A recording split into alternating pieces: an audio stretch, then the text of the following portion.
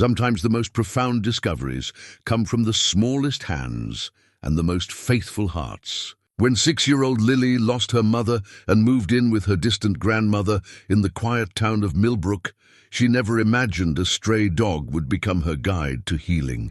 Every day, this loyal companion sat by the fence, staring at the old abandoned house across the field. The dog never moved, never barked, just watched with purpose. Lily felt drawn to follow. One morning, the dog led her inside the crumbling house, where she found something hidden beneath the floorboards. A metal box filled with old letters, photographs, and a wartime journal that revealed her grandmother's greatest secret.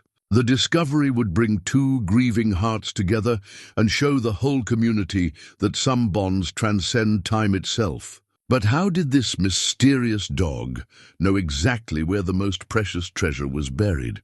Before we jump back in, tell us where you're tuning in from. And if this story touches you, make sure you're subscribed, because tomorrow I've saved something extra special for you. The morning mist clung to the rolling hills of Millbrook like a gentle embrace, softening the edges of a world that had grown too sharp for 6-year-old Lily Catherine Morrison. 3 weeks had passed since she'd arrived at her grandmother's farm.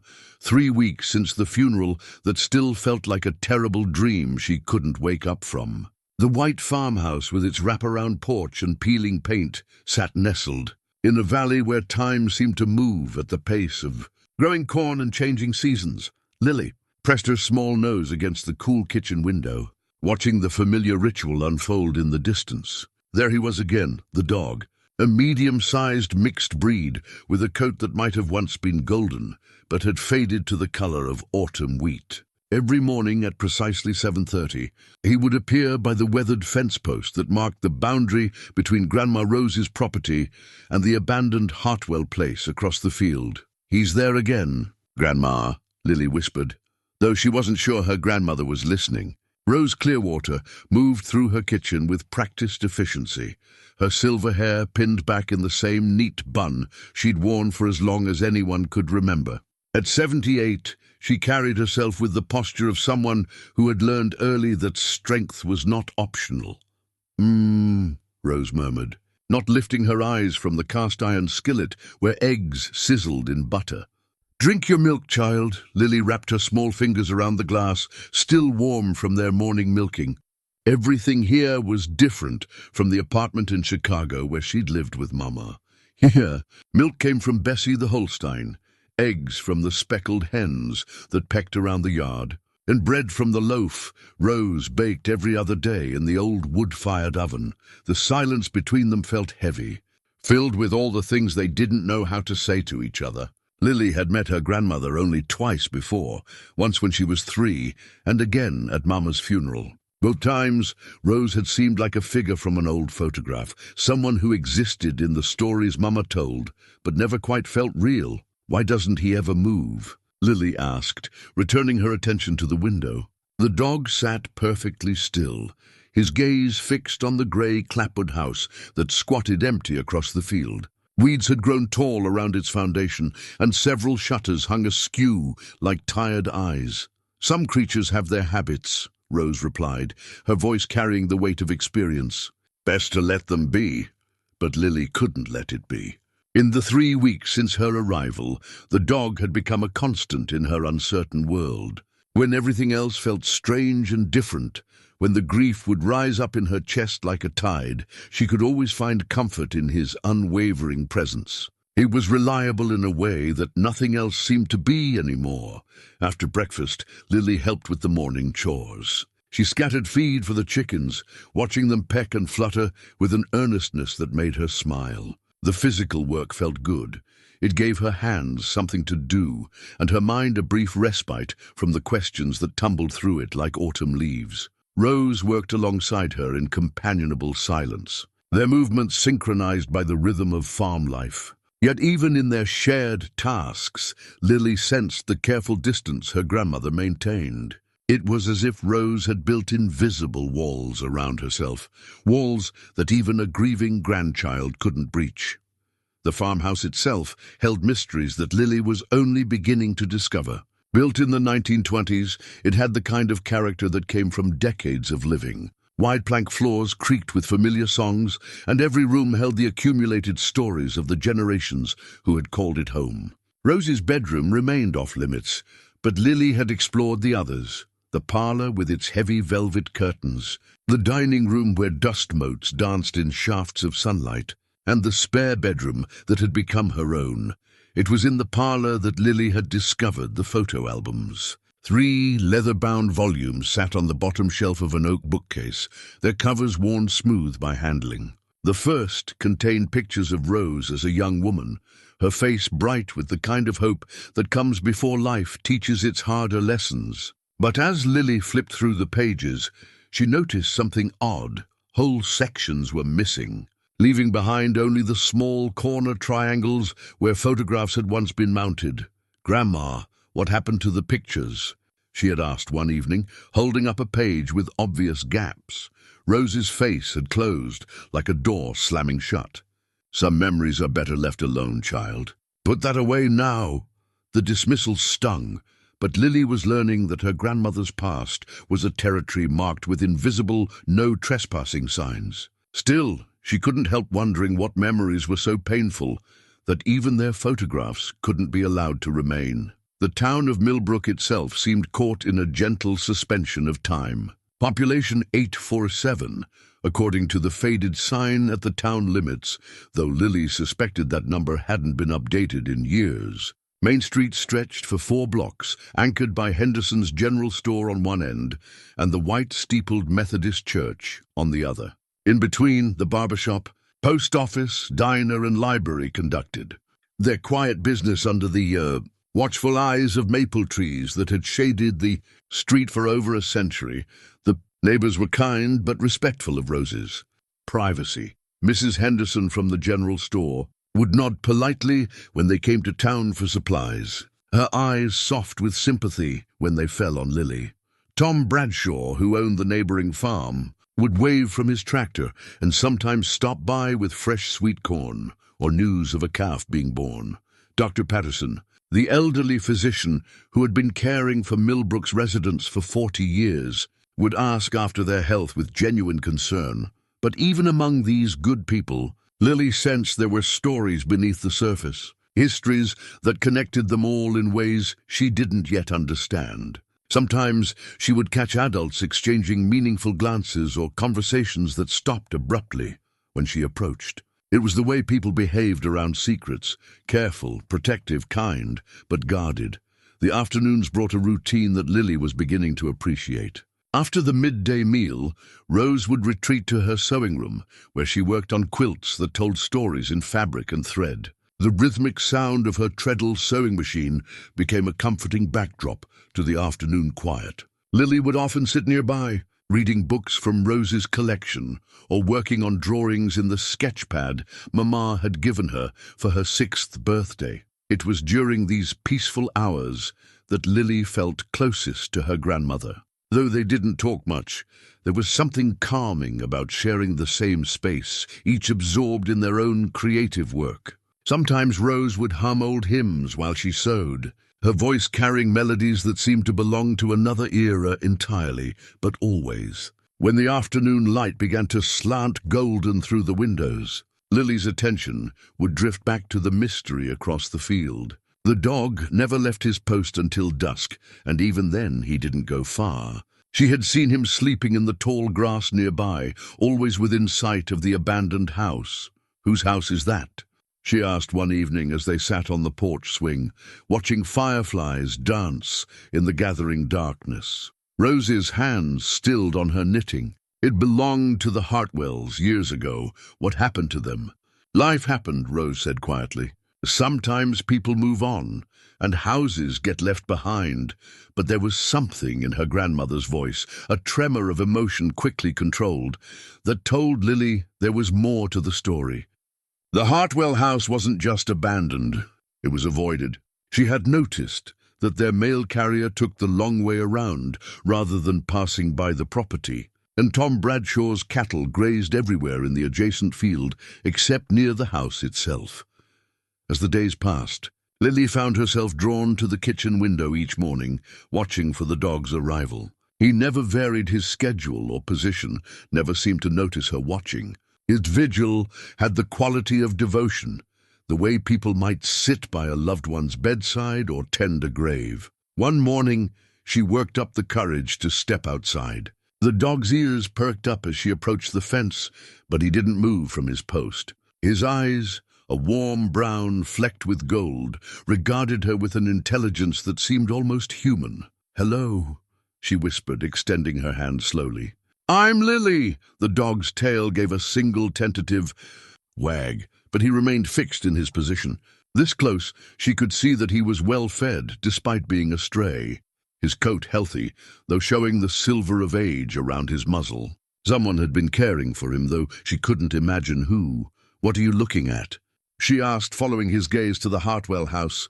In the morning light, it looked less forbidding than it did in the shadows of evening. The grey paint was weathered but solid, and the structure itself seemed sound, despite the overgrown yard and broken shutters. The dog whined softly, a sound so full of longing that it made Lily's chest tight with sympathy. Whatever he was waiting for, whatever he hoped to see, his faith was unwavering. "Lily Catherine, come away from there," Rose's voice carried across the yard, sharp with concern. Reluctantly, Lily stepped back from the fence. But as she turned to go, she could have sworn she heard the dog whimper, as if he understood that their moment of connection was over. That night, as she lay in her narrow bed listening to the old house settle around her, Lily made a decision. Tomorrow, she would find out what the dog was guarding. Tomorrow, she would discover why the Hartwell house commanded such devoted attention from the most faithful heart she had ever encountered. Outside her window, a mockingbird sang its borrowed songs into the darkness, and somewhere in the distance, she could hear the soft sound of her grandmother crying, a sound that made her own heart ache with recognition. They were both mourning something, she realized. The only difference was that her grandmother had been doing it much longer. The morning arrived grey and heavy with the promise of rain, the kind of day that made the world feel hushed and expectant. Lily had barely slept, her mind turning over the plans she'd formed in the quiet hours before dawn. Today would be different. Today, she would follow the dog. She dressed quickly in her jeans and sneakers, choosing clothes that wouldn't show dirt or catch on brambles. Through her bedroom window, she could see the familiar golden figure already in position by the fence post. But something was different about him today. His posture seemed more alert, his head tilted, as if he were listening to something only he could hear. Breakfast passed in the usual quiet rhythm. Rose moved efficiently between stove and table, serving eggs scrambled with fresh chives and toast made from yesterday's bread. The silence between them had become comfortable in some ways, but this morning it felt charged with Lily's secret intentions. "Storm coming," Rose observed, glancing toward the darkening sky. "Best stay close to the house today," Lily nodded, guilt twisting in her stomach. She hated the idea of worrying her grandmother, but she also couldn't shake the feeling that the dog had been trying to tell her something. His daily vigil felt like an invitation, a puzzle waiting to be solved by someone brave enough to accept the challenge. After the breakfast dishes were cleared, Rose disappeared into her sewing room as usual. The rhythmic sound of the treadle machine provided the perfect cover for Lily's escape. She slipped out the kitchen door, her heart hammering against her ribs with a mixture of fear and excitement. The dog looked up as she approached, his tail giving that same tentative wag she'd seen before. But today, instead of remaining frozen in place, he rose to his feet. His brown eyes met hers with an intensity that made her catch her breath. "Are you waiting for me?" she whispered.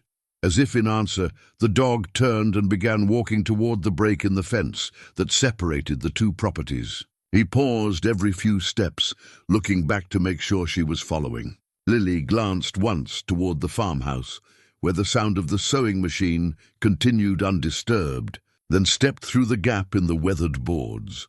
The field between the properties was overgrown with Queen Anne's lace and goldenrod, their stems heavy with morning dew that soaked through her jeans as she walked. The dog moved with purpose now, no longer the statue-still guardian she'd grown accustomed to watching. His transformation was remarkable.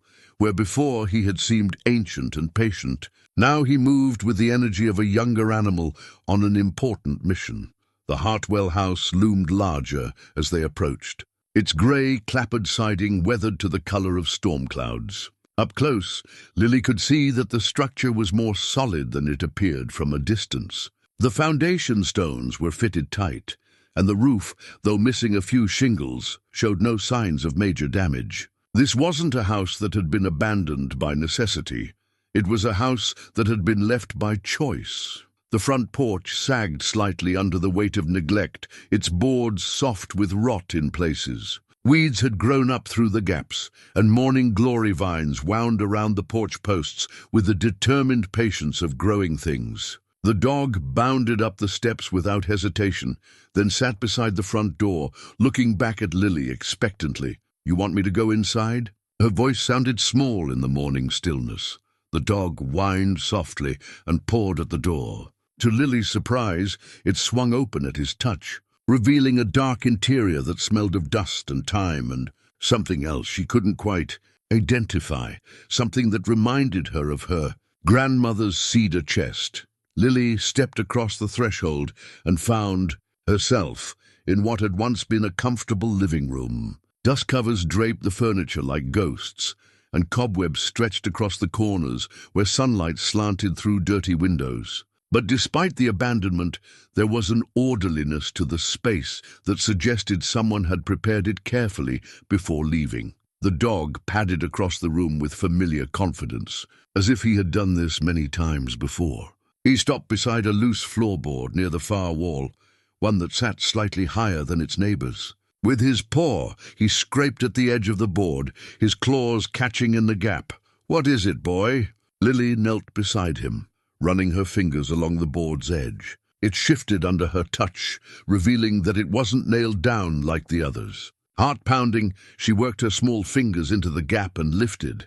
Beneath the floorboard was a hollowed-out space, clearly carved out by human hands years ago. And nestled in that hiding place was a metal box about the size of a shoebox, its olive-green surface marked with scratches and dents that spoke of long use. Military lettering was stenciled on the lid. Though Lily was too young to understand what it meant, the dog sat back on his haunches, his tail wagging properly for the first time since she'd known him. His brown eyes seemed to shine with satisfaction, as if he had been waiting his entire life for this moment. With trembling hands, Lily lifted the box from its hiding place. It was heavier than she'd expected, and something rattled softly inside when she moved it. The latches were stiff with age, but they opened with a satisfying click that echoed in the quiet room. The contents took her breath away. Letters, dozens of them, tied with ribbons that had once been bright blue but had faded to the color of winter sky.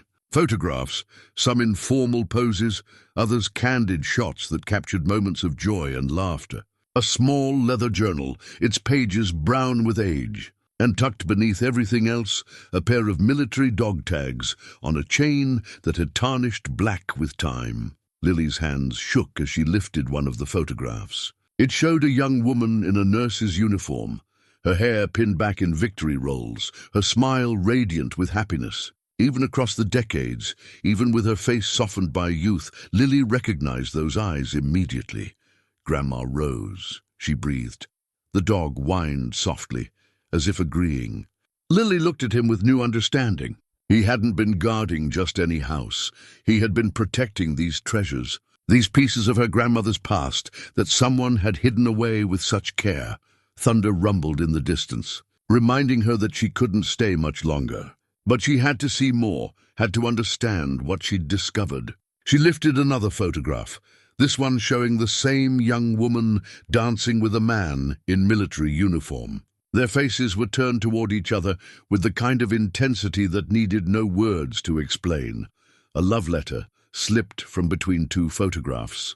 The envelope addressed in careful handwriting to Miss Rose Clearwater, Millbrook General Hospital. The return address made her heart skip. Lieutenant James Hartwell, European Theatre, James Hartwell. The house belonged to someone her grandmother had known, someone she had loved. The rain began then, fat drops pattering against the windows with increasing urgency. Lily carefully placed the photograph and letter back in the box, her mind reeling with questions. Why had these things been hidden? Why had Rose never mentioned James Hartwell? And how did this dog know exactly where to find them? As if reading her thoughts, the dog rose and walked to her side, pressing his warm body against her leg in a gesture of comfort. For the first time, she noticed a collar around his neck, nearly hidden by his thick fur. She felt around it carefully and found a small metal tag. So worn she could barely make out the engraving, but what she could read made her gasp. Rex, property of Lieutenant James Hartwell. The storm was beginning in earnest now, rain drumming against the roof with growing intensity. Lily knew she had to get back to the house before Rose discovered her absence, but she couldn't leave empty-handed. This box contained answers to questions she hadn't even known to ask. It belonged to her grandmother, had been hidden here for reasons she could only guess at. She closed the box carefully and lifted it with both hands. Rex, for that was clearly the dog's name, walked beside her as they made their way back through the storm.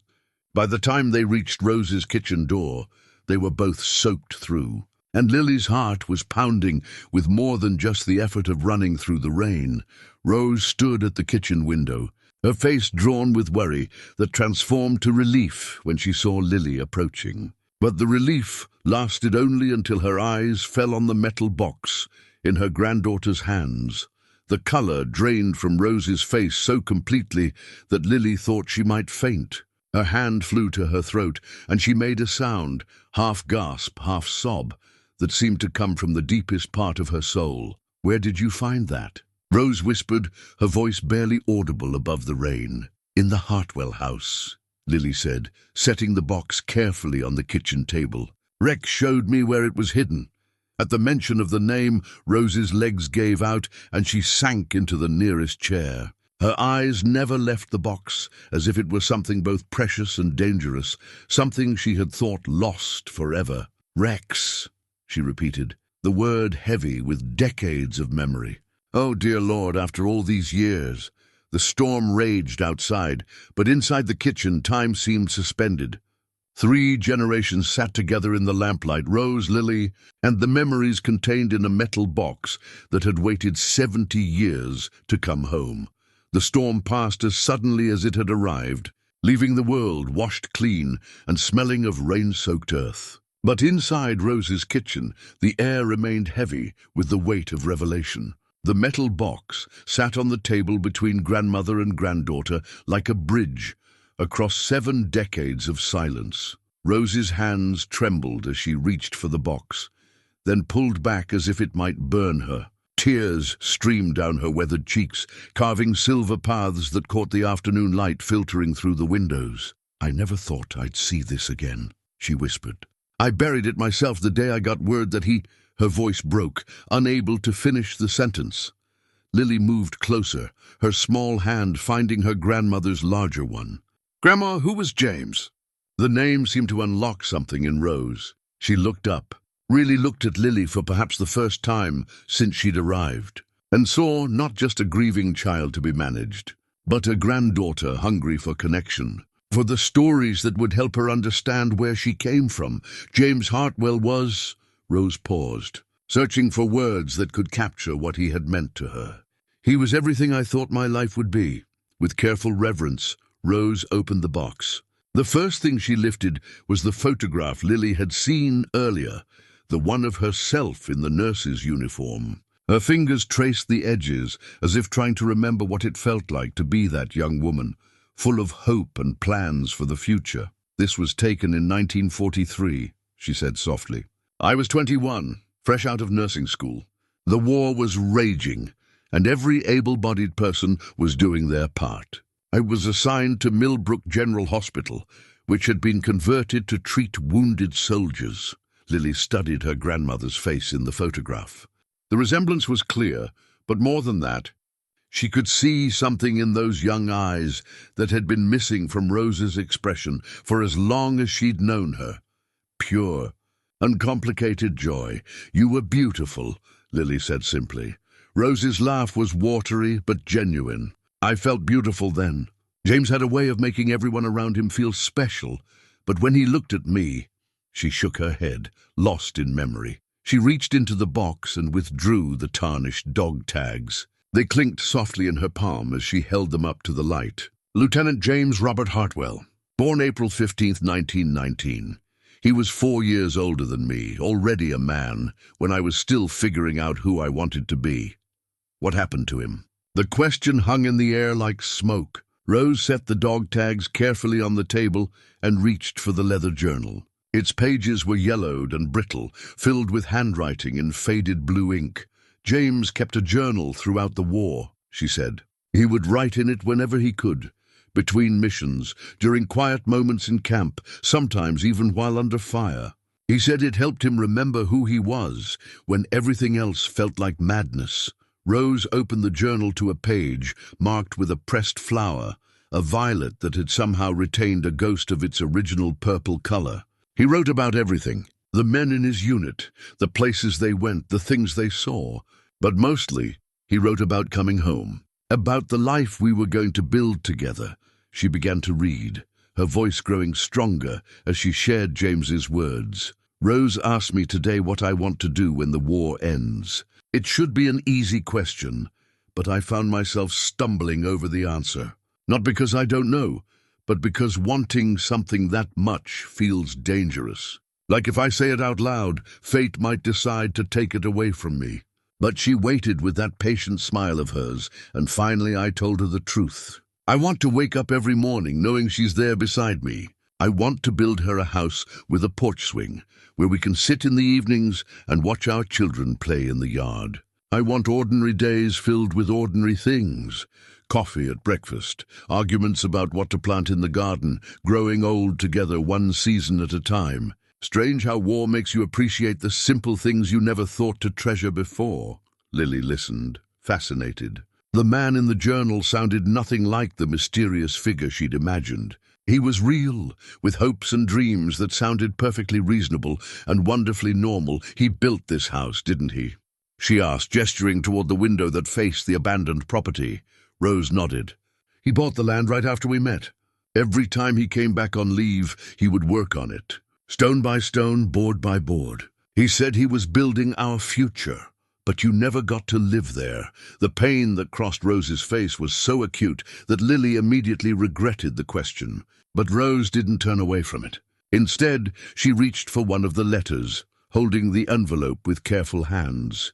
James was deployed to Europe in the spring of 1944. D-Day was coming, though none of us knew it then. All we knew was that he was going into something dangerous, something that might— She stopped, collected herself. "This is the last letter I received from him." The envelope was addressed in the same careful handwriting Lily had seen earlier, but the postmark was smudged beyond reading. Rose slid the letter out, unfolding pages that had been read so many times the creases were worn soft. "May 15th, 1944, Rose read aloud. "My dearest Rose, by the time you read this, we'll be across the channel.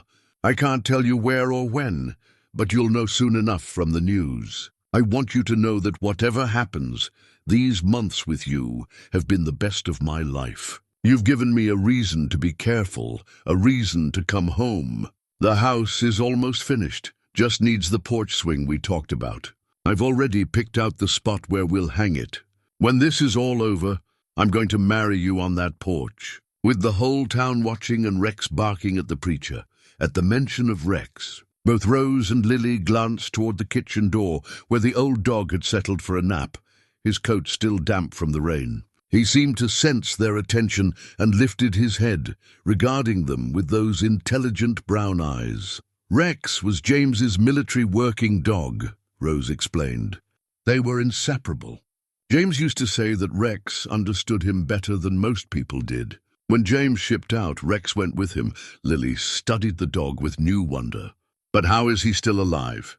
"That was so long ago." Rose shook her head slowly. "I don't know, child. I've been asking myself the same question since you walked through that door. By all rights, Rex should have been gone decades ago. But there he is, looking exactly the same as the day James left for Europe. She folded the letter carefully and returned it to the box. I waited, she said simply. For 2 years, I waited for James to come home. I kept working at the hospital, tending to other people's sons and husbands, and I waited. Every day I expected to see him walking up that porch he'd built for us. What happened?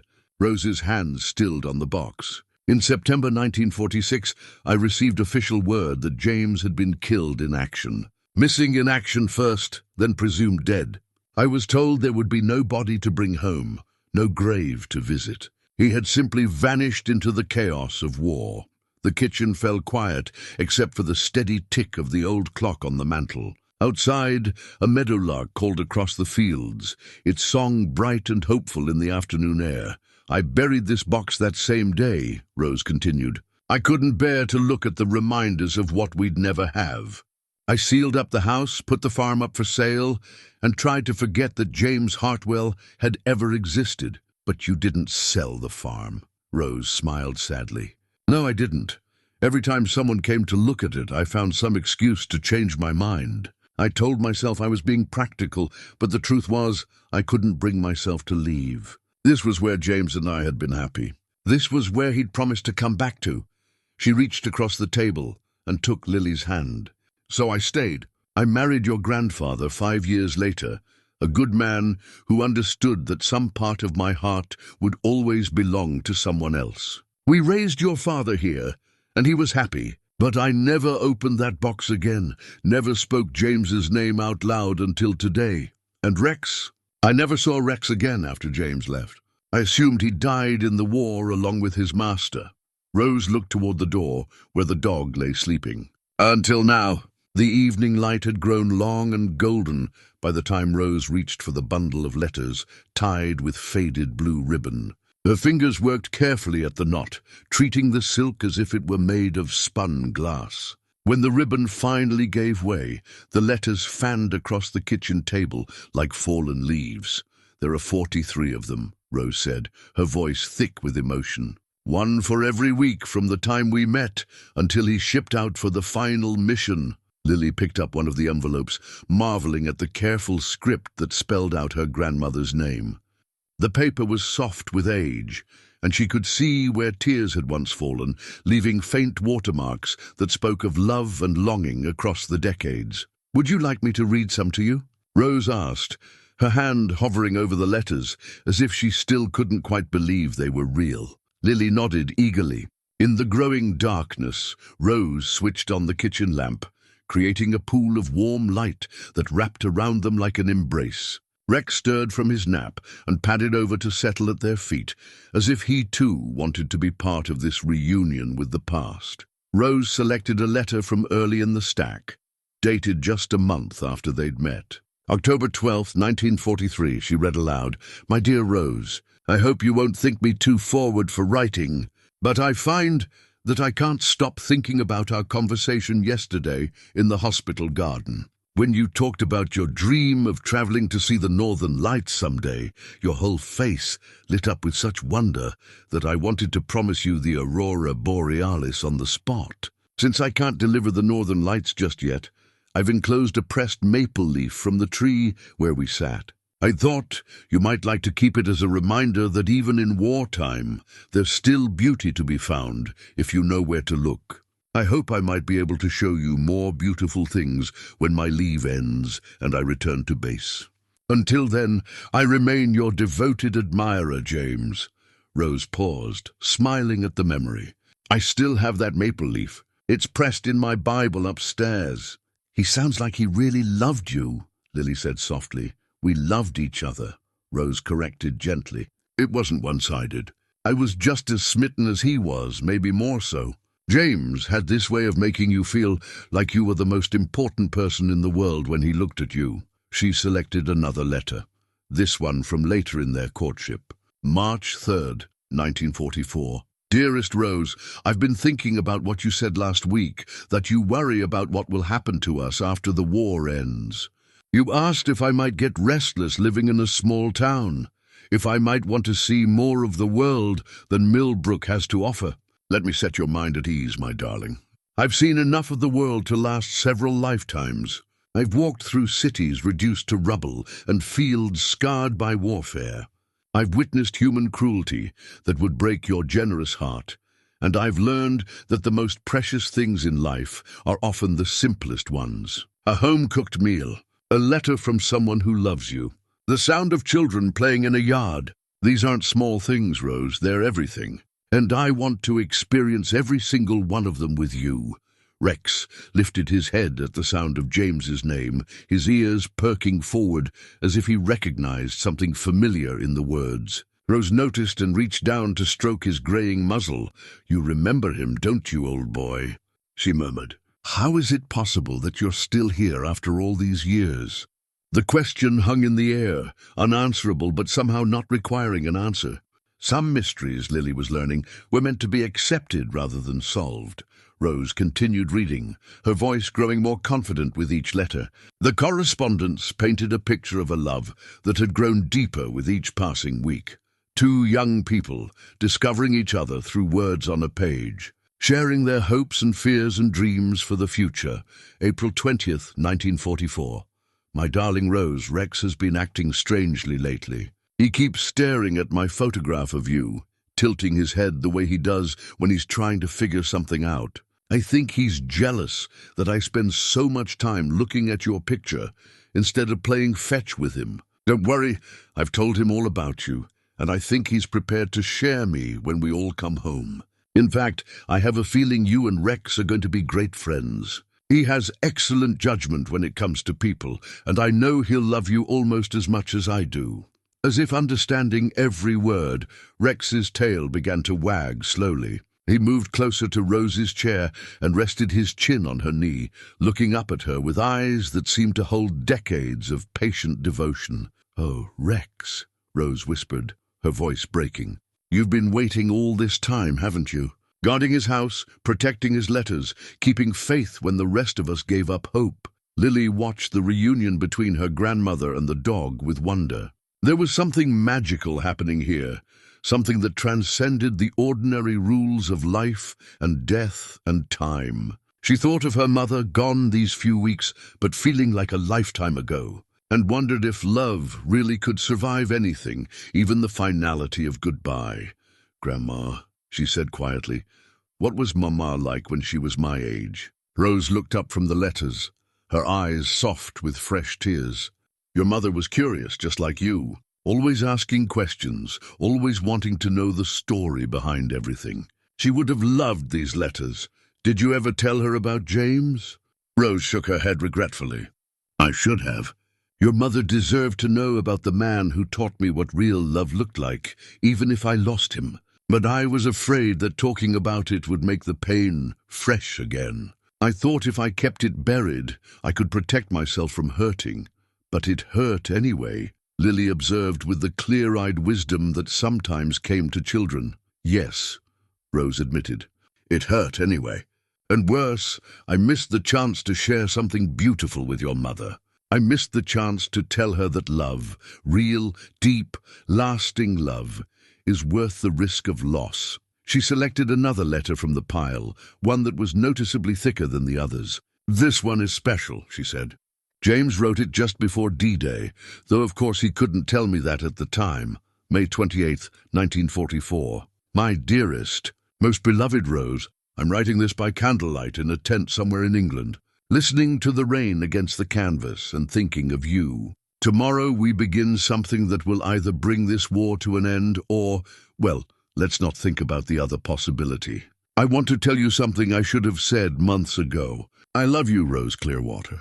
Not just the sweet, gentle way I loved you in the beginning, but with the deep, abiding love of a man who has found his home in another person's heart. I love the way you hum when you're concentrating on something difficult. I love how you stop to pet every stray dog we pass on the street, as if you can't bear the thought of any creature feeling unwanted.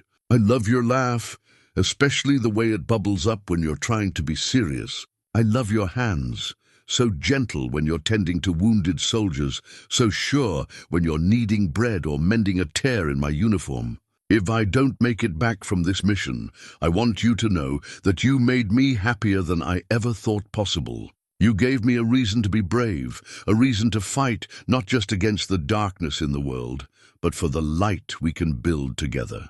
The house is finished, except for our porch swing. I've left detailed instructions with Tom Bradshaw about where to hang it and how to care for the garden I planted. If something happens to me, I want you to live there anyway. I want you to sit on that swing and remember that someone loved you enough to build you a home with his own 2 hands. And please, take care of Rex. He's going to need you if I can't come back to him. Forever yours, James.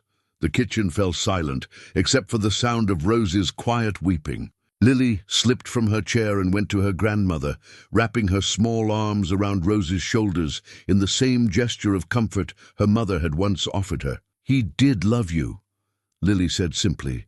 Really, really loved you. Yes, Rose whispered. And I loved him just as much. For 70 years, I've carried that love around like a secret wound.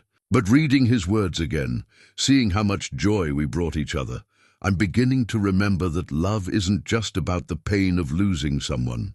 It's about the gift of having had them at all. Rex whined softly and pawed at Rose's free hand. She looked down at him, really seeing him for perhaps the first time since he'd appeared in her granddaughter's arms that morning. You beautiful, faithful old soul, she murmured, scratching behind his ears. You never stopped believing, did you? Even when I did. As if in response, Rex's tail wagged harder.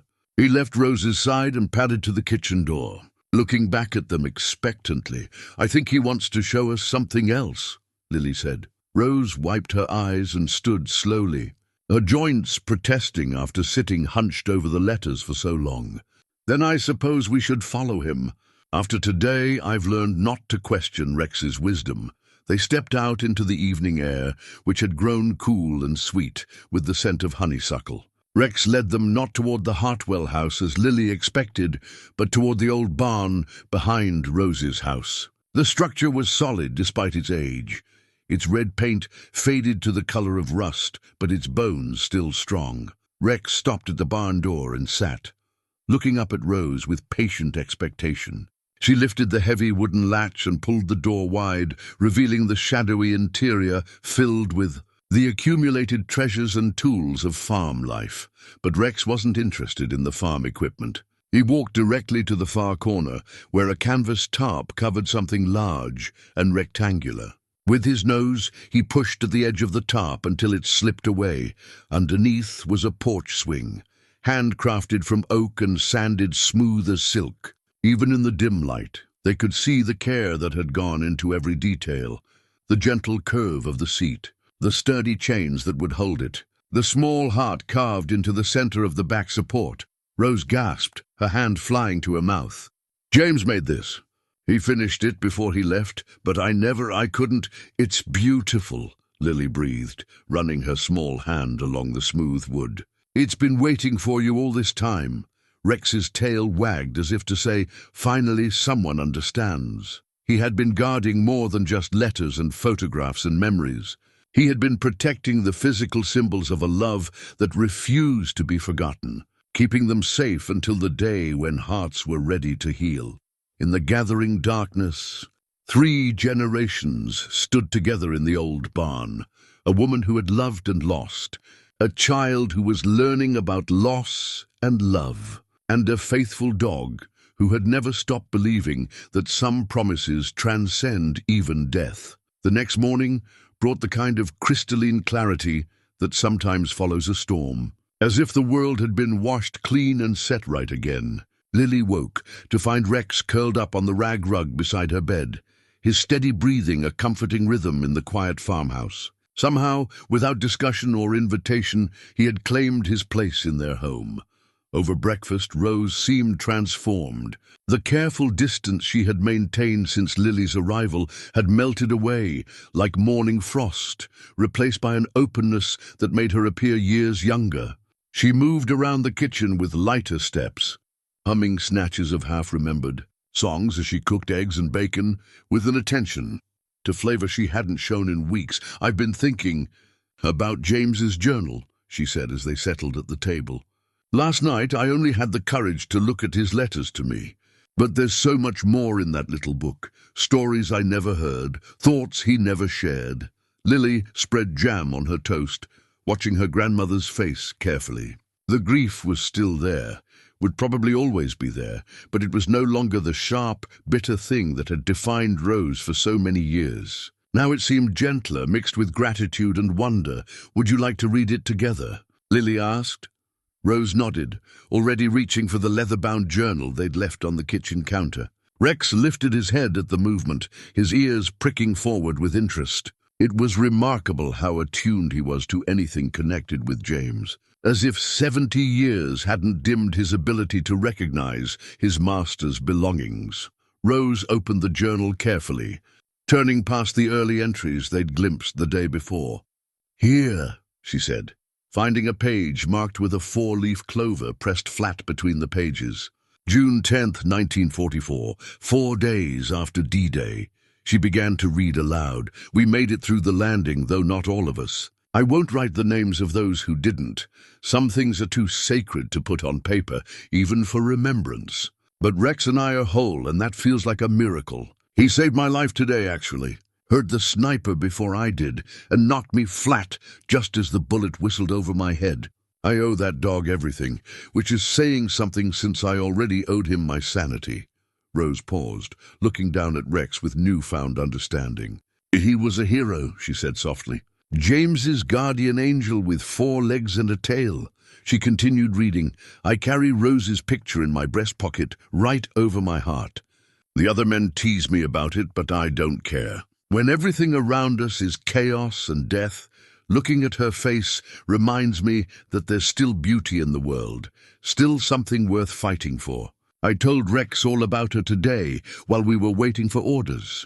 Described her laugh, the way she tilts her head when she's thinking, how she always stops to pet stray dogs. Rex listened to every word with those intelligent eyes of his, and I swear he understood. I think he's as eager to meet her as I am to get home." Lily glanced at Rex, who had moved closer to Rose's chair. His brown eyes were fixed on her face with an intensity that seemed almost human. It was as if he remembered every word of those long-ago conversations, every description James had shared about the woman he loved. "Look at this entry," Rose said, turning the page. "June 15th, he wrote about you, Rex. Rex has been acting strange lately. Not scared or sick, just different. More protective than usual, if that's possible. Yesterday, he wouldn't let me go on patrol without him, even though it wasn't his scheduled duty. When I asked the sergeant about it, he just laughed and said, 'Military working dogs have instincts we'll never understand.' Maybe so, but I have a feeling Rex knows something I don't. He keeps staring at me with those wise old eyes, as if he's trying to tell me something important. Sometimes I wonder if he can see into the future better than we can. If so, I hope he sees us all making it home safe." Rose's voice grew soft as she read the next part. "I had a dream about Rose last night. We were sitting on the porch swing I built for our house, watching children play in the yard. Our children, with her dark hair and my stubborn chin. Rex was there too, older and grayer, but still chasing after the little ones, keeping them safe the way he keeps me safe. When I woke up, Rex was pressed against my side, whining softly like he'd shared the same dream. I told him not to worry, that we'd make it real someday. But looking at him this morning, I can't shake the feeling that he knows something I don't about how this story ends." The kitchen fell quiet, except for the tick of the old clock and the gentle sound of Rex's breathing. Lily reached over and rested her hand on the dog's head, marveling at the softness of his fur and the warmth of his presence. "Grandma," she said quietly, "what if Rex did know? What if he knew he would have to wait a long time, but that someday you'd need him?" Rose looked up from the journal, her eyes bright with unshed tears. "You think he's been waiting for us? All these years?" "Maybe not just waiting," Lily said, her child's wisdom cutting straight to the heart of things. "Maybe protecting, making sure James's house stayed safe, making sure the box with all the letters didn't get lost or damaged. making sure that when you were ready to remember, everything would still be there. As if confirming her words, Rex's tail gave a slow, dignified wag. He rose from his position beside Rose's chair and padded to the kitchen window that faced the Hartwell house. There he sat, assuming the same watchful pose that had first caught Lily's attention weeks ago.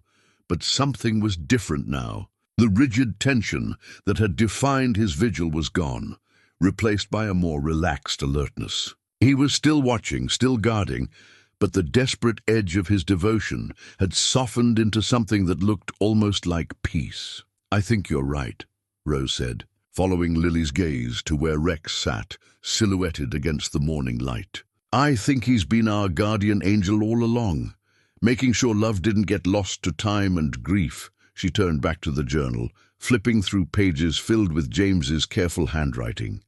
"There's so much here I never knew about him.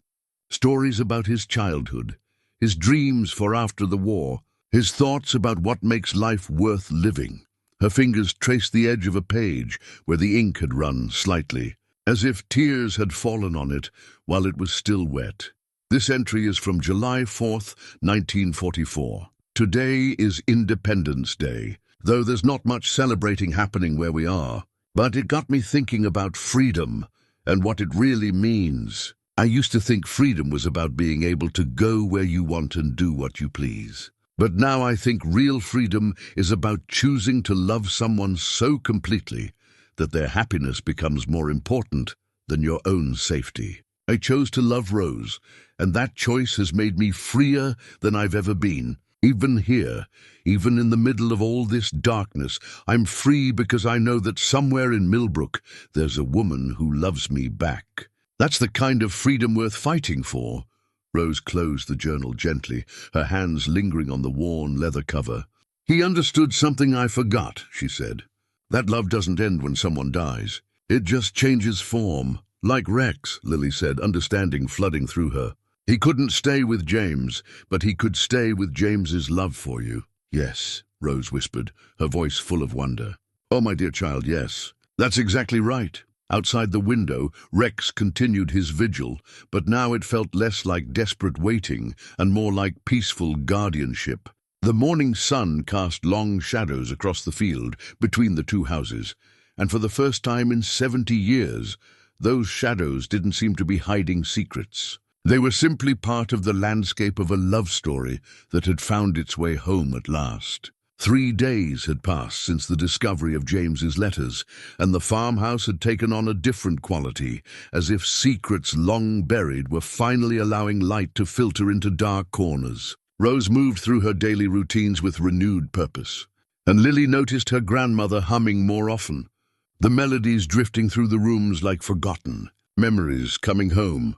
It was while they were hanging laundry on the line behind the house that Rose made an unexpected announcement. "I want to show you something," she said, securing a pillowcase with wooden clothespins that had served the family for decades. "Something I haven't looked at in 70 years. Lily paused in her task of handing up the wet sheets, intrigued by the mixture of nervousness and determination in her grandmother's voice. Rex, who had taken to following them everywhere, lifted his head from where he'd been dozing in the shade of the maple tree. "What is it, Grandma?" Instead of answering directly, Rose led them toward the farmhouse. But instead of going through the kitchen door as usual, she guided Lily around to the side of the house, where a set of narrow stairs led up to the attic. The door at the top was painted white like the rest of the house, but the paint was older here, chipped and worn from decades of temperature changes. "I haven't been up here since your grandfather died," Rose said, her hand hesitating on the doorknob. Some things seemed too painful to face alone. The attic door opened with a long creak that spoke of disuse. Late morning sunlight slanted through a small window, illuminating dust motes that danced in the still air. The space was larger than Lily had expected, running the full length of the house, with a peaked ceiling that allowed her to stand upright only in the center. But what took her breath away wasn't the size of the space. It was what filled it. Trunks and boxes were arranged with careful precision, each one labeled in Rose's neat handwriting. "Christmas decorations," Your father's school papers. Wedding china. But it was the trunk in the far corner that drew Rose's attention, the one with no label at all. Rex padded up the stairs behind them, his claws clicking on the wooden steps. In the confined space of the attic, he seemed even larger, his presence both comforting and somehow significant. He walked directly to the unlabeled trunk and sat beside it, looking up at Rose with patient expectation. "How did he know?" Rose whispered, more to herself than to Lily. She knelt beside the trunk, her fingers tracing the brass hinges that had tarnished to a deep green. The lock had no key, but when she lifted the latch it opened easily, as if it had been waiting all these years for her return. The first thing she lifted out made Lily gasp. It was a wedding dress, wrapped in tissue paper that had yellowed with age, but had done its job of protection. The gown was simple but elegant, with long sleeves and a modest neckline that spoke of 1940s sensibilities. The fabric was silk, still lustrous despite the passage of time, and the tiny pearl buttons that ran up the back caught the light like captured moonbeams. "I bought this in the spring of 1944, Rose said, her voice barely above a whisper. "James and I were planning to be married when he came back from Europe. I chose every detail so carefully, the length of the train, the style of the sleeves, even the shade of white. I wanted everything to be perfect for our wedding day." She held the dress up against herself, and even in the dusty attic light, Lily could see how beautiful her grandmother must have looked as a young bride. The cut of the gown was timeless, and despite the decades that had passed, it remained elegant and refined. "Why didn't you ever wear it?" Lily asked gently. "How could I?" Rose's voice was thick with emotion. "After I got word that James was gone, the very sight of it was too much to bear. I packed it away the same day I buried the metal box, thinking I would never need it again." Rex whined softly, moving closer to Rose's side. His brown eyes were fixed on the dress with something that looked almost like recognition, and Lily wondered if he had seen Rose in it before, perhaps during one of the fittings. Back when the future had seemed certain and bright, Rose folded the dress carefully and set it aside, then reached deeper into the trunk. She pulled out a small velvet box that made Lily's heart skip with anticipation. Inside, nestled in faded satin, was a ring, not large or ostentatious, but clearly chosen with love and care. The center stone was a modest diamond, surrounded by tiny pearls, set in a band of white gold that had maintained its luster despite the years of storage. "James gave this to me on Christmas Eve." 1943, Rose said, lifting the ring from its box. "He said he couldn't afford something bigger, but I told him it was perfect. I wore it every day until—" She stopped, unable to finish the sentence. "Until you thought he wasn't coming back," Lily finished gently. Rose nodded, tears spilling down her cheeks. "I felt like wearing it was living a lie. How could I wear an engagement ring when there would be no wedding? How could I keep pretending that our future was still possible?" She slipped the ring onto her finger, and despite the 70 years that had passed, it fit perfectly. The gesture seemed to transform her, straightening her shoulders and bringing a soft glow to her face that made her look more like the young woman in the photographs. "But now," Lily asked hopefully, "now I'm beginning to understand something," Rose said, turning the ring so the diamond caught the light. "James didn't give this to me as a promise that we would have a future together. He gave it to me as a symbol of what we had already shared. The love was real, Lily. The happiness we brought each other was real. That doesn't disappear just because the story ended differently than we planned." Rex's tail began to wag, a slow, dignified motion that seemed to approve of this revelation. He moved to Rose's other side, pressing his warm body against her leg in a gesture of support and understanding. Rose reached into the trunk again and pulled out a small bundle wrapped in tissue paper. When she unwrapped it, Lily saw that it contained a pair of tiny white shoes, baby shoes, clearly never worn. "I was so sure we would have children," Rose said, holding the shoes in her palm. "I bought these the week before James left for his final mission. I was going to surprise him with them when he came back, to tell him that our family was already starting to grow." Lily's eyes widened. "Were you—" "No, Rose said quickly, reading her granddaughter's expression. I wasn't expecting yet, but I was hopeful. So very hopeful about the life we were going to build together. She wrapped the shoes back in their tissue paper with infinite care. I kept them all these years as a reminder of dreams that never came true. But maybe I was wrong to think of them that way. What do you mean? Rose looked around the attic, taking in all the carefully preserved memories that surrounded them. Maybe these aren't reminders of dreams that failed. Maybe they're reminders of dreams that were so beautiful, so full of love, that they deserved to be preserved forever. She stood slowly, the wedding dress draped over one arm, the ring box in her other hand. James may not have come back to marry me, but he loved me enough to want to spend his life with me. That's not a tragedy, Lily, that's a gift. A precious, rare gift that most people never experience. Rex followed them as they made their way back down the attic stairs, his movements careful and deliberate. At the bottom, Rose paused, looking back up at the space they were leaving behind. I think it's time, she said quietly. Time for what, Grandma? Rose smiled, and in that smile, Lily could see echoes of the young woman who had captured a soldier's heart so many decades ago. Time to stop hiding from love. Time to stop treating it like something dangerous instead of something precious. Time to remember that the best way to honor what James and I shared is to celebrate it, not bury it. In the afternoon light that streamed through the kitchen windows, Rose hung the wedding dress on the back of a chair where they could both admire it.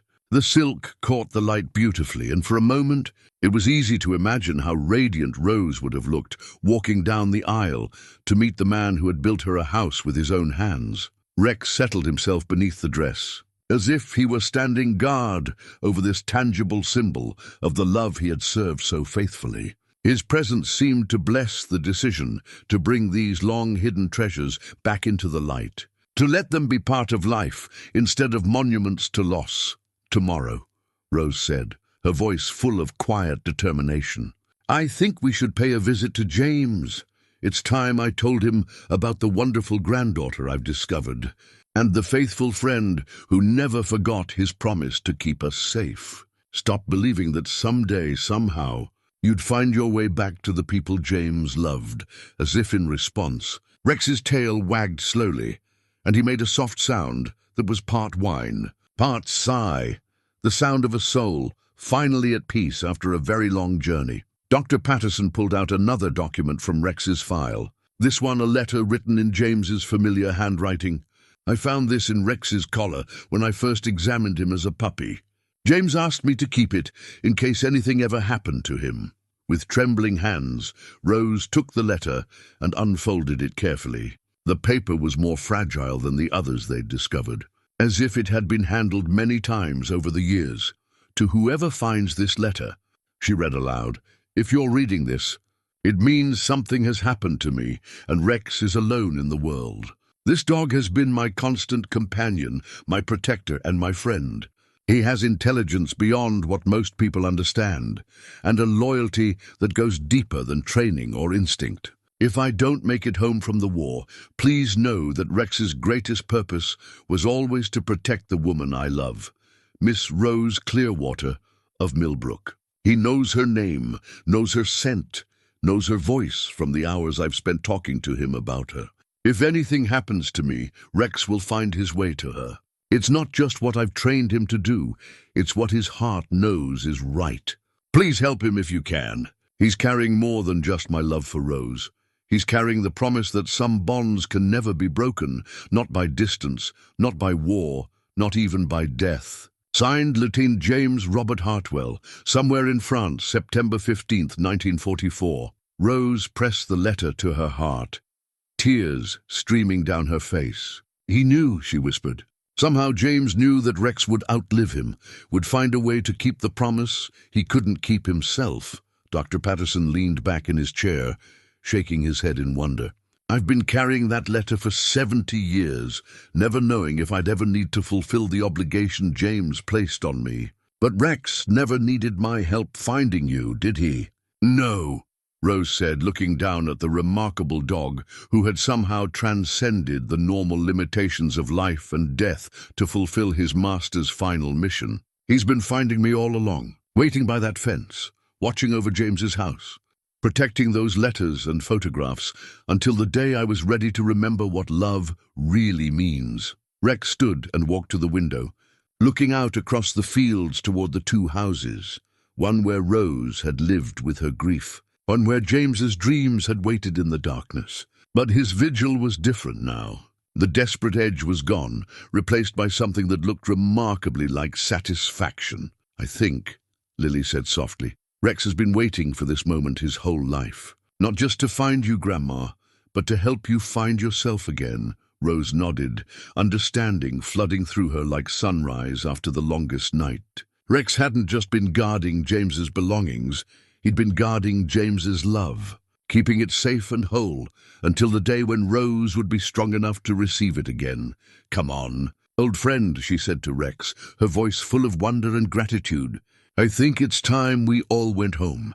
As they left Dr. Patterson's office, the veterinarian stood in his doorway, watching them go. He would spend the rest of his life wondering about what he'd witnessed that day, but he would never doubt the evidence of his own eyes. Love, he had learned, was capable of miracles that science couldn't explain, but hearts could accept without question.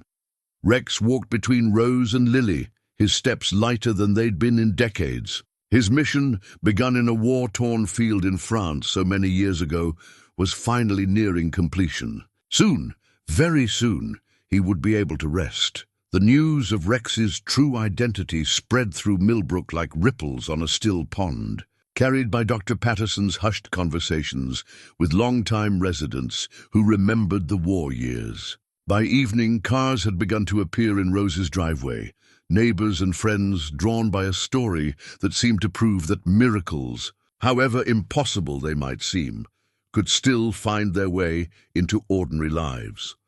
Mrs. Henderson from the general store arrived first, carrying a covered dish and eyes bright with curiosity and wonder.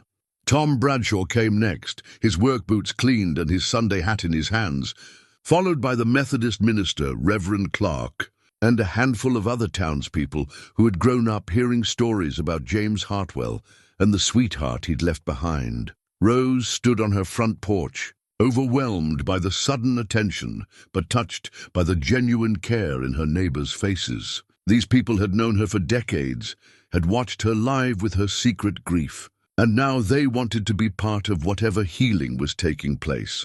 "Rose," Mrs. Henderson said, setting her casserole on the porch table, "is it really true? Is that really Rex?" Before Rose could answer, the dog in question appeared at her side, moving with his characteristic dignity. The gathered neighbors fell silent, studying him with the intensity of people trying to reconcile the impossible with the evidence of their own eyes. Rex seemed to understand that he was the center of attention. He sat calmly beside Rose, his brown eyes moving from face to face with an intelligence that made several people step back in wonder. Then, as if making a decision, he walked down the porch steps and approached each visitor in turn, allowing them to pet him, his tail wagging in gentle acknowledgement of their amazement. "My lord," Illy breathed Tom Bradshaw, running his weathered hands through Rex's fur. "I was just a boy when James left for the war, but I remember this dog. Exactly like this. He looks like he hasn't aged a day." Reverend Clark, a man who had spent his life preaching about faith and miracles, but had rarely expected to encounter them so directly, knelt down to Rex's level. "If this is truly the same Rex who served with Lieutenant Hartwell," he said slowly, "then we're witnessing something beyond our understanding. Something that speaks to the enduring power of love and loyalty." It was then that Tom Bradshaw cleared his throat, his expression growing serious. "Rose," he said, "there's something I need to tell you. Something I've been carrying for a long time." Waiting for the right moment, he reached into his jacket pocket and pulled out an envelope, yellowed with age and sealed with wax that had hardened to the consistency of stone. "James gave this to me the day before he left for his final deployment. He made me promise to give it to you if—" He paused, struggling with the words. "If Rex ever came home without him." Rose's hand flew to her throat, her eyes fixed on the envelope that seemed to hold the weight of destiny. "All these years," she whispered. "You've kept it all these years?" "James was specific," Tom said gently. "He said I would know when the time was right to give it to you, that Rex would find his way back, and when he did, you'd be ready to hear James's final message." With trembling hands, Rose took the envelope. Her name was written on the front in James's careful script, but below it, in smaller letters, were the words, "To be opened only when Rex comes home." The gathered neighbors watched in respectful silence as Rose carefully broke the ancient wax seal. The paper inside was heavier than the other letters they'd found, and Rose understood immediately that this had been James's most important communication, the one he'd saved for last. The one he'd written when he knew he might not return. "Would you like me to read it aloud?" she asked the group, and their unanimous nods told her that this moment belonged not just to her, but to the entire community that had loved James and wondered about his fate for 70 years. Rose unfolded the letter carefully, her voice strong despite the tears that had begun to flow. "September 20th, 1944. My dearest, most beloved Rose, if you are reading this letter, it means that Rex has found his way back to you, and I have not. I pray that this day, whenever it comes, finds you healthy and surrounded by people who love you."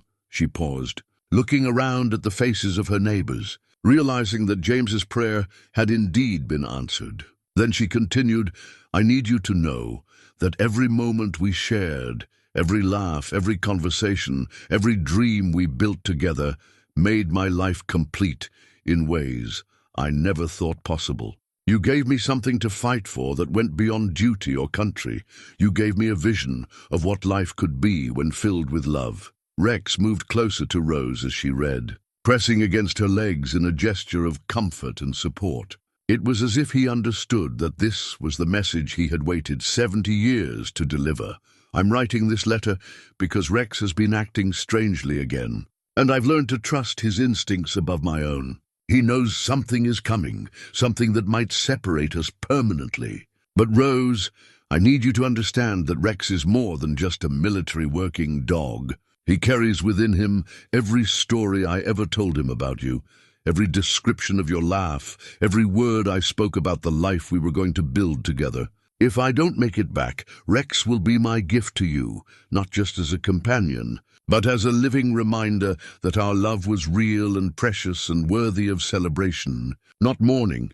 The crowd had grown larger as Rose read, with more neighbors drawn by the sight of the gathering and the knowledge that something significant was happening. Children sat cross-legged on the grass, their eyes wide with wonder, while older residents wept openly at the beauty of a love story that had transcended death itself. "I've made arrangements," Rose continued reading, "for Rex to know exactly where to find you, no matter how many years might pass. Tom Bradshaw has promised to help him if needed, and Dr. Patterson has all of Rex's medical records, along with specific instructions about his care. But I don't think Rex will need much help. His heart knows the way to yours, just as mine always has." Rose's voice began to break as she read the final paragraphs. "My darling Rose, I need you to promise me something. When Rex finds you, when you receive this letter, I want you to remember that our love story didn't end with my death. It simply changed form. Every sunrise that makes you smile, every child's laughter that lifts your heart, every moment of joy you allow yourself to feel will be our love continuing in the world. Rex will help you remember this. He carries not just my love for you, but my absolute conviction that you deserve every happiness life can offer." The letter concluded with words that made everyone present understand. They were witnessing something sacred. "Marry the porch swing I built for you. Rose, fill that house with the laughter of children who will call you grandmother. Live the beautiful life you were meant to live, and know that somewhere, somehow, I am cheering you on. Rex will stay with you as long as you need him, and when his mission is complete, when you have learned to celebrate our love instead of mourning its end, he will find his way back to me. Until we meet again in whatever comes next, I remain forever and always your devoted James." The silence that followed was profound, broken only by the soft sounds of weeping and the gentle evening breeze rustling through the maple trees. Rex sat perfectly still, his brown eyes fixed on Rose's face with an expression of infinite patience and love. It was Lily who finally spoke, her 6-year-old voice cutting through the adult emotions with the clarity that only children possess. "Grandma," she said, "I think James wants you to be happy. I think that's what Rex has been trying to tell you all along." Rose folded the letter carefully and held it against her heart. "Yes," she whispered, looking around at all the faces gathered on her porch and in her yard, the community that had waited with her, hoped with her, and now celebrated with her the return of a love she had thought lost forever. "I think it's time," she said, her voice growing stronger. "Time to hang that porch swing. Time to fill James's house with life and laughter instead of letting it sit empty. Time to honor what we had by living fully instead of hiding from joy." As if understanding that a momentous decision had been made, Rex rose and walked to the edge of the porch. He looked out across the field, toward the Hartwell house, then back at Rose, his tail wagging in what could only be described as approval. The crowd began to disperse as darkness fell, but not before promising to return the next day to help with whatever needed to be done. Cars pulled away, with headlights cutting through the gathering dusk, carrying the story of Rex's return to every corner of Millbrook. Inside the farmhouse, Rose, Lily, and Rex sat together in the kitchen, the weight of revelation settling around them like a comfortable blanket. James's final letter lay open on the table, its words having finally found their intended recipient after 7 decades of patient waiting. "Tomorrow," Rose said, her voice full of quiet determination, "we're going to make James's house into a home. We're going to hang that porch swing and plant flowers in the garden he started. We're going to show him that his love created something beautiful in the world." Rex's tail wagged once, slowly, and he rested his chin on Rose's hand. His vigil was almost over, his mission nearly complete. Soon, very soon, he would be able to rest in the knowledge that love had triumphed over time, death, and the cruel accidents of war. Outside, the stars began to appear in the clear night sky, their light falling gently on 2 houses that were finally ready to become one home where love lived openly instead of hiding in the shadows of, might have been, the morning of the memorial. Service dawned clear and bright, with the kind of golden sunlight that seemed to bless everything it touched. Rose woke before dawn, her heart full of nervous anticipation mixed with a peace she hadn't felt in decades. Today would mark not just the end of her long grief, but the beginning of something new, a celebration of love that had refused to be defeated by time or death.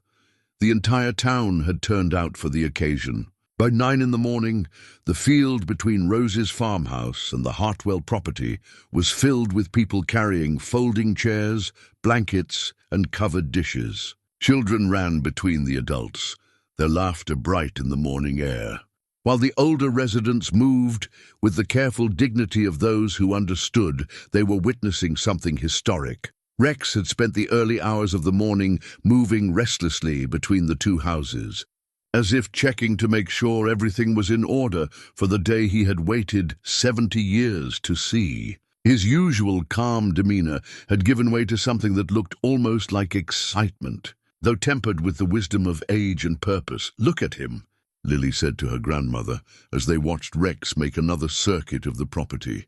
"He knows something special is happening."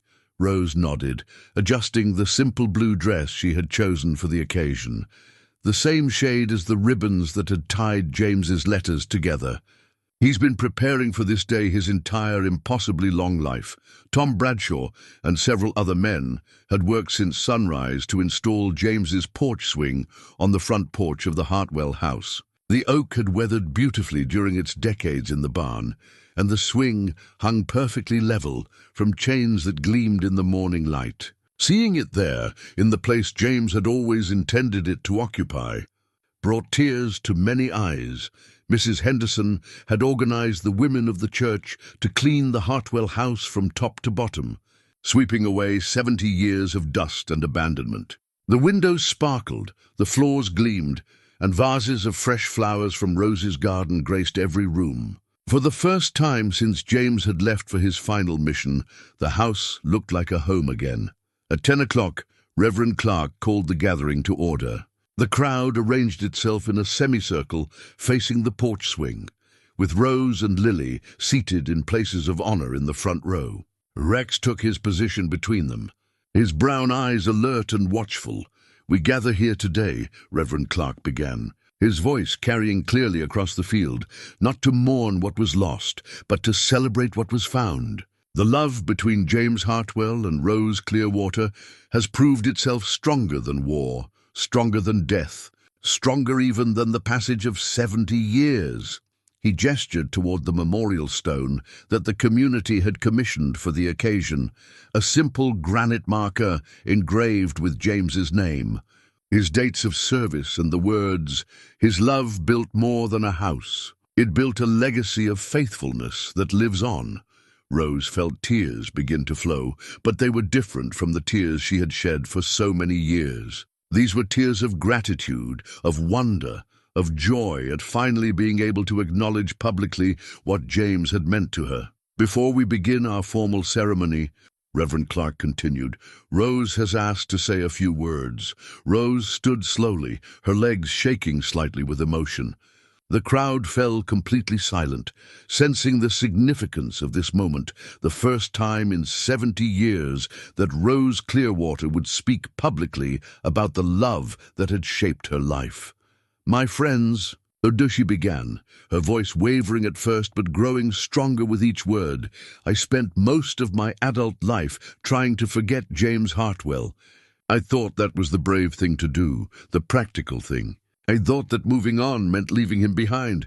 She looked down at Rex, who was watching her with intense concentration, his tail still except for the very tip, which moved in the slightest rhythm of encouragement. "I was wrong," Rose continued. "Rex, this miraculous, faithful companion, has taught me that the best way to honor love is not to bury it, but to let it flourish. James and I had something precious, something that deserves to be remembered and celebrated, not hidden away like a shameful secret." She walked to the porch swing and sat down gently, her hand trailing along the smooth wood that James had shaped with such care. "This swing was meant to be a symbol of our future together. Today, I choose to make it a symbol of a love that never really ended. It just learned to express itself differently." The crowd watched in respectful silence as Rose began to rock gently back and forth, her eyes closed, a smile playing at the corners of her mouth. It was as if she were finally allowing herself to experience the dream James had built for her, the simple joy of sitting on the porch they had planned together. When she opened her eyes, they were bright with tears, but also with something that looked remarkably like peace. "Rex brought me more than just James's letters and photographs," she said to the gathered community. "He brought me the courage to believe that some promises can be kept across any distance, any amount of time." As if summoned by her words, Rex rose from his position in the grass and walked slowly to the porch. He sat beside the swing, close enough for Rose to rest her hand on his head, and together they created a picture that would be remembered in Millbrook for generations to come. A woman finally at peace with her past, and a dog whose impossible faithfulness had made that peace possible. As the afternoon sun began to slant golden through the trees, something shifted in Rex's demeanor. The restless energy that had carried him through the morning ceremonies gave way to a profound stillness, as if he had finally arrived at the moment he had been waiting for his entire, impossibly long life. Lily noticed it first. She was sitting on the porch steps, drawing pictures of the memorial service in her sketchbook, when she looked up to see Rex standing perfectly motionless in the garden, where James had once planned to grow vegetables for his future family. His brown eyes were fixed on something only he could see, and his tail had stopped its gentle wagging. "Grandma," she called softly, not wanting to disturb whatever was happening, but sensing its importance. Rose looked up from her conversation with Mrs. Henderson and followed Lily's gaze to where Rex stood. Her breath caught in her throat. There was something different about him now. something that reminded her of the way he had looked in the old photographs with James, alert and purposeful, but also peaceful in a way that spoke of a mission finally nearing its end. The gathered crowd began to notice Rex's stillness, and conversations gradually died away as people turned to watch the remarkable dog who had brought them all together. Even the children seemed to sense that something significant was taking place, and they moved closer to their parents with the instinctive understanding that some moments require reverence. Rex began to move then, but not with the careful deliberation that had characterized his actions for the past weeks. Instead, he moved with the fluid grace of a much younger animal, his steps sure and confident as he walked to where Rose sat on the porch swing. He looked up at her with eyes that seemed to hold entire lifetimes of devotion, and Rose saw in them something she had never noticed before, not just intelligence and loyalty, but peace. The desperate edge that had driven his long vigil was gone, replaced by the satisfaction of a job well done. "Hello, old friend," she whispered, reaching down to stroke his graying muzzle. "I think I finally understand what you've been trying to tell me." Rex's tail wagged once, slowly, and then he did something he had never done in all the weeks since Lily had first encountered him by the fence. He lay down, not the alert, ready to spring posture he usually assumed, but the deep, comfortable sprawl of a dog who had finally come home. Lily abandoned her drawing and came to sit beside him, her small hand resting gently on his side. She could feel his heartbeat, steady and strong, but somehow different from before, as if it were winding down like a clock that had finally reached the end of its appointed time. "Is he okay?" she asked, though something in her heart already knew the answer. Dr. Patterson, who had been standing at the edge of the crowd, stepped forward. His experienced eyes took in Rex's posture, the peaceful expression on the dog's face, the way his breathing had slowed to a rhythm that spoke of profound contentment. "I think," he said quietly, "Rex is exactly where he's supposed to be, doing exactly what he was meant to do." Rose slipped down from the swing to kneel beside Rex, her hand moving gently through his fur. "You did it," she whispered to him. "You kept your promise to James. You brought his love home." As if hearing her words, Rex lifted his head slightly and looked directly at her. In his brown eyes, she saw not just the faithful companion who had waited 70 years for this moment, but somehow, impossibly, she saw an echo of James himself, the love, the devotion, the absolute certainty that some bonds could never be broken. From her sketchbook, Lily tore out the drawing she had just finished. It showed 3 figures sitting together on a porch swing, a young woman with dark hair, a man in military uniform, and a dog with intelligent eyes. But as she looked at it now, she realized she had drawn something she had never actually seen: James, Rose, and Rex as they were meant to be, as they had always been in the place where love lives beyond the boundaries of time and death. "Look, Rex," she said, holding the drawing where he could see it. "I drew your family." Rex's tail moved in what might have been his last wag, a gesture of pure joy at seeing himself included in the picture of the love he had served so faithfully.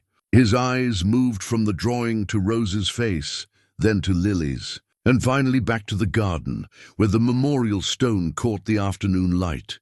The crowd watched in reverent silence as Rex's breathing grew deeper, more peaceful. Dr. Patterson knelt beside him, checking for signs of distress, but found none. This was not the struggle of illness or injury.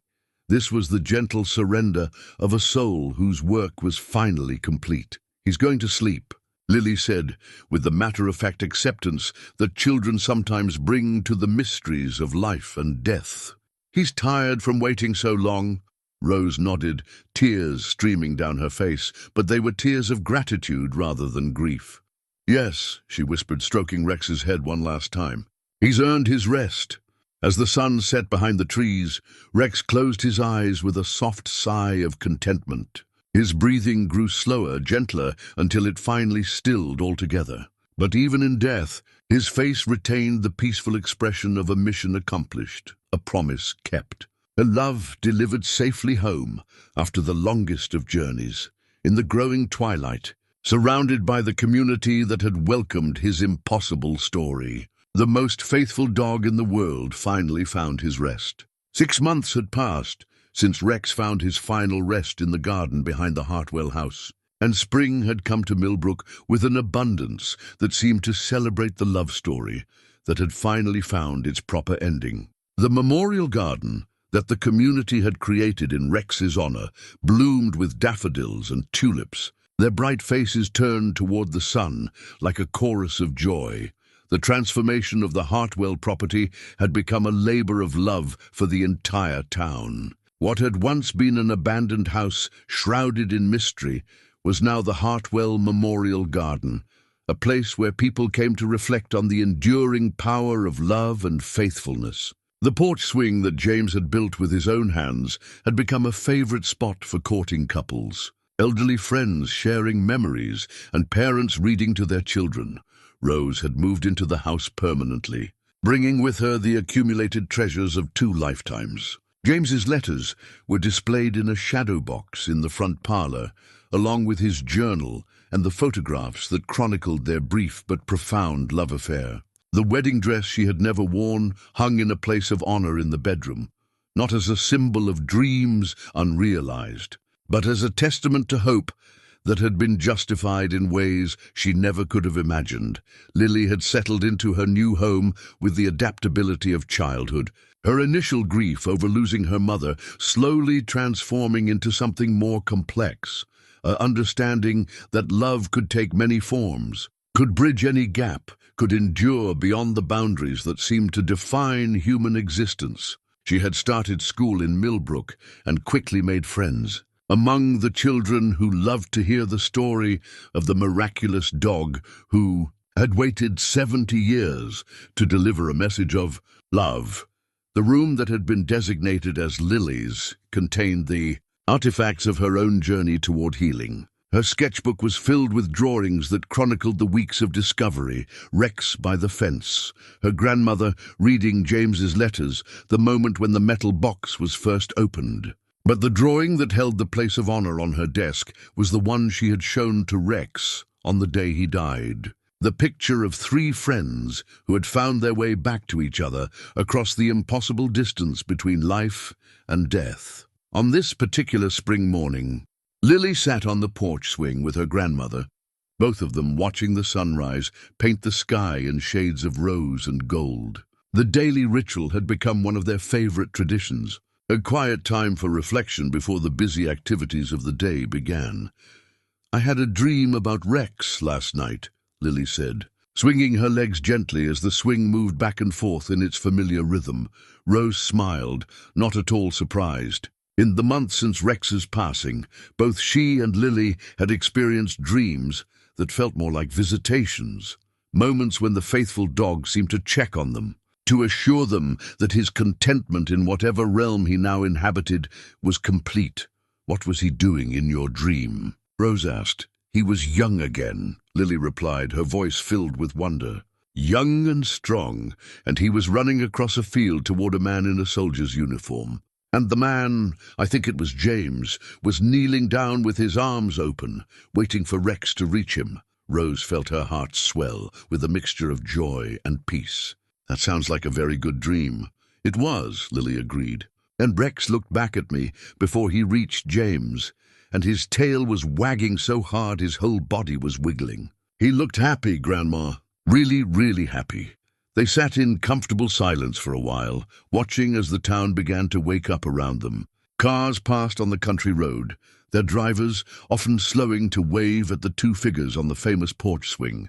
The story of Rex's long vigil had spread far beyond Millbrook, drawing visitors from neighboring towns who came to see the place where a dog's impossible faithfulness had proved that some promises transcend even death. Dr. Patterson had documented Rex's story for the veterinary journals, though he knew that most readers would dismiss it as folklore rather than fact. But the evidence was undeniable. The medical records, the photographs spanning decades, the microchip that shouldn't have existed. Science might never be able to explain what had happened, But it couldn't deny that it had happened. The memorial garden itself had become the town's most cherished landmark. In addition to the flowers that bloomed in carefully tended beds, the community had added a bronze statue of Rex, captured in his characteristic pose of patient watching. Children would pat his head for luck, and elderly visitors would sit beside him on the bench that surrounded his memorial, sharing their own stories of love and loss and the faith that sustained them through difficult times. "Mrs. Patterson is bringing her grandchildren to visit today," Rose mentioned, checking the small appointment book she kept for managing the steady stream of visitors who came to hear the story firsthand. "The ones from Chicago?" Lily asked, perking up with interest. She had discovered that she enjoyed meeting the children who came to visit, especially when they were dealing with their own experiences of loss and needed to hear about love that could overcome anything. "Yes, the little boy who lost his grandfather last year. His grandmother thought meeting you might help him understand that grief doesn't have to be the end of the story." Lily nodded seriously, already planning how she would share her own journey from devastating loss to unexpected healing. In the months since Rex's passing, she had developed a gift for helping other children understand that love could take many forms, that sometimes it came through memories, sometimes through dreams, and sometimes through faithful friends who appeared just when they were needed most. The morning mail brought its usual mix of letters from visitors who had heard their story, newspaper clippings from around the region, and requests for interviews from writers who wanted to document the miracle of Rex's long wait. Rose had become selective about which stories she agreed to tell, understanding that the tale belonged not just to her and James and Rex, but to everyone who needed to believe in the persistence of love. But today's mail also brought something special, a letter from the military archives in Washington. D.C. Rose opened it with trembling hands, wondering what new piece of James and Rex's story might have surfaced after all these years. The letter was brief but profound. Military researchers, investigating records from the European theater of World War II, had found documentation of Rex's final mission with James. According to recently declassified reports, both James and Rex had been listed as missing in action after a reconnaissance mission in September 1944. But local French resistance fighters had reported seeing a wounded soldier and his dog making their way toward Allied lines just days before the official report of their disappearance. "What if he made it?" Rose whispered, reading the letter aloud to Lily. "What if James survived longer than anyone knew?" The letter went on to explain that Red Cross records from a field hospital in liberated France contained a reference to an American soldier with a severe head injury who had been brought in by resistance fighters, accompanied by a military working dog who refused to leave his side. The soldier had died 3 days later, but not before writing something on a piece of paper that the attending nurse had preserved. Enclosed with the military letter was a photocopy of that final note, written in handwriting that Rose recognized immediately. "Tell Rose Clearwater of Millbrook that Rex knows the way home. He will find her when she's ready to remember that love never dies. It just learns to wait." Lily leaned against her grandmother's shoulder. Both of them moved to tears by this final piece of evidence that James's love for Rose had persisted even through his final moments. Rex's impossible journey made sense now. He had been carrying not just the memory of love, but James's dying wish that Rose should never doubt the reality of what they had shared. "He knew," Rose said, folding the letter carefully. "Even at the end, James knew that Rex would find a way to bring his love home." As if summoned by their conversation about his predecessor, a young golden retriever came bounding around the corner of the house, his tail wagging furiously and his tongue lolling in the kind of joyful expression that reminded both Rose and Lily of Rex's contentment in his final moments. This was Charlie, the puppy they had adopted from Dr. Patterson 3 months earlier, not as a replacement for Rex, because such a thing was impossible, but as a new chapter in their story of love and healing. Charlie had never known Rex, but he seemed to understand his role as guardian of the memorial garden. He would sit quietly beside visitors who were grieving, offer comfort to children who were sad, and always sleep in the spot where Rex had taken his final rest, as if he were continuing a vigil that had been temporarily interrupted but never truly ended. "I think Rex would approve," Lily said, watching as Charlie investigated something interesting in the flower bed. "I think so too," Rose agreed. "He taught us that love creates more love, that faithfulness inspires faithfulness. Charlie isn't Rex, but he's carrying on Rex's mission in his own way." The afternoon brought the Patterson grandchildren as planned, along with a steady stream of other visitors who came to sit on the porch swing, walk through the memorial garden, and hear the story of the dog who had proved that some promises can be kept across any distance, any amount of time. As the sun began to set, painting the sky in the same golden hues that had marked Rex's final afternoon, Rose and Lily settled once again on the porch swing, with Charlie curled up at their feet. The memorial garden stretched before them, alive with the colors and scents of growing things, a living testament to the truth that love, like the flowers, could survive even the harshest winters and bloom again with renewed beauty. "Grandma," Lily said as they swung gently back and forth, "do you think Rex knows how many people he's helped by keeping his promise to James?" Rose considered the question as she watched a young couple walking hand in hand through the garden, their faces soft with the kind of hope that comes from witnessing proof that love can overcome anything. "I think Rex always knew that his story was bigger than just James and me," she said finally. "I think he understood that by showing us how to keep faith with love, he was teaching everyone who heard his story how to keep faith with their own hearts." The stars began to appear in the darkening sky, and somewhere in the distance, a mockingbird began its evening song, a melody borrowed from dozens of other birds, but made beautiful by the mockingbird's own interpretation, just as love stories borrowed their power from all the love stories that had come before while remaining absolutely unique in their own expression. In the memorial garden, where a dog's impossible faithfulness had proved that love could transcend any obstacle, two hearts that had found their way from grief to gratitude settled into the peaceful rhythm of the porch swing that James Hartwell had built with his own hands for the woman he loved. Around them, the community they had helped to heal continued its quiet celebration of the truth that some bonds can never be broken. Not by distance, not by time, not even by death itself.